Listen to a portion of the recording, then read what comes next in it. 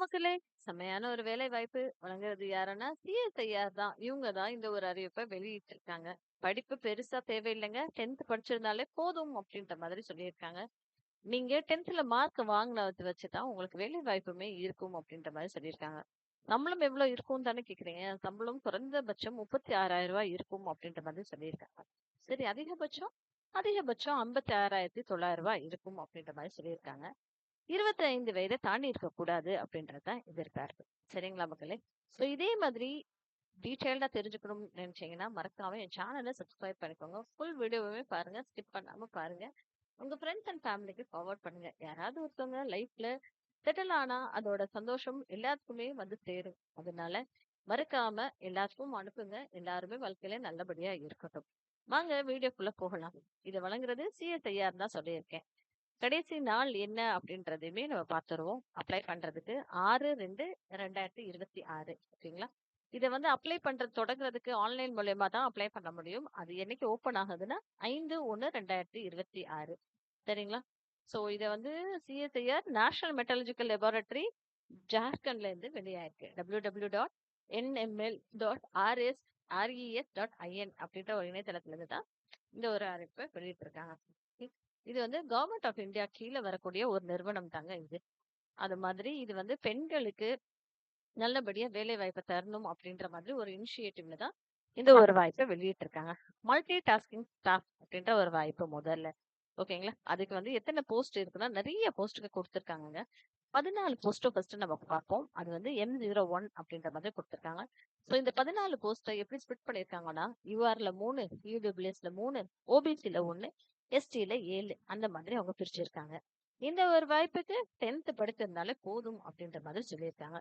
சம்பளம் நான் சொன்ன மாதிரி தான் 36,000 25 வயசை தாண்டி இருக்க கூடாது. அடுத்த வாய்ப்பு 2 வேகன்சி இருக்குங்க. இதுல யூஆர்ல 1, ஓபிசில 1.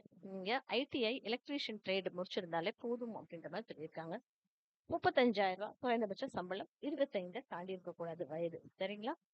அடுத்த வாய்ப்பு ஒரே ஒரு வாய்ப்பு கார்பெண்டர் ட்ரேட் படிச்சிருந்திருக்கணும் ஐடிஐல அப்படின்ற மாதிரி சொல்லியிருக்காங்க.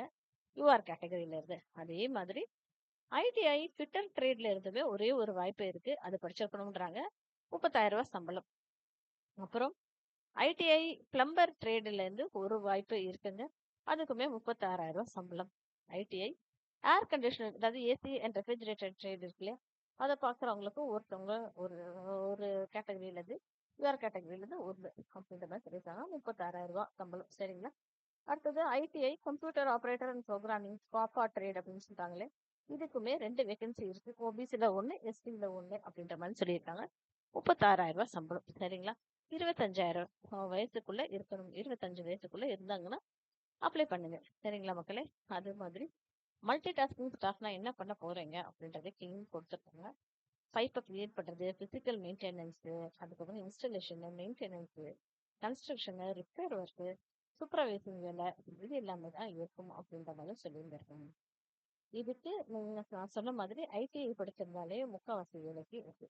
ஒரே ஒரு வேலைக்கு 10th படிச்சிருந்தா போதும் அப்படின்ற மாதிரி சொல்லியிருந்திருக்காங்க. குவாலிஃபிகேஷன் எழுதுனா போதும்பா அப்படின்ற மாதிரி சொல்லியிருந்திருக்காங்க. இந்த குவாலிஃபிகேஷன் இருந்து செலக்ட் ஆனவங்களுக்கு ஒரு காம்படிட்டிவ் எக்ஸாம்ஸ் இருக்கும் அப்படின்ற மாதிரி சொல்லியிருந்திருக்காங்க. ஓகேங்களா? அதுக்கு எக்ஸாமினேஷன் எப்படி இருக்கும்னா கம்ப்யூட்டர் பேஸ்ட் எக்ஸாம் தான். ஓகேங்களா? ஹிந்தியில இல்ல இங்கிலீஷ்ல அந்த எக்ஸாம் இருக்கும் அப்படின்ற மாதிரி சொல்லியிருக்காங்க. 150 கொஸ்டின்ஸ் இருக்கும். 2 மணி நேரத்துக்கு பரீட்சை இருக்கும் அப்படின்ற மாதிரி சொல்லியிருந்திருக்காங்க. சரி, அந்த 150 கொஸ்டின்ஸ் எதுல எல்லாம் கேட்பாங்க அப்படின்னா ஜென்ரல் இன்டெலிஜென்ஸ்ல 25 கொஸ்டின், குவான்டிட்டி ஆப்டிடியூட்ல 25 கொஸ்டின், ஜென்ரல் அவேர்னஸ்ல 50, இங்கிலீஷ் லாங்குவேஜ்ல 50. டோட்டலா இத்தனை கொஸ்டின்ஸ் இருக்கும் அப்படின்ற மாதிரி சொல்லியிருக்காங்க.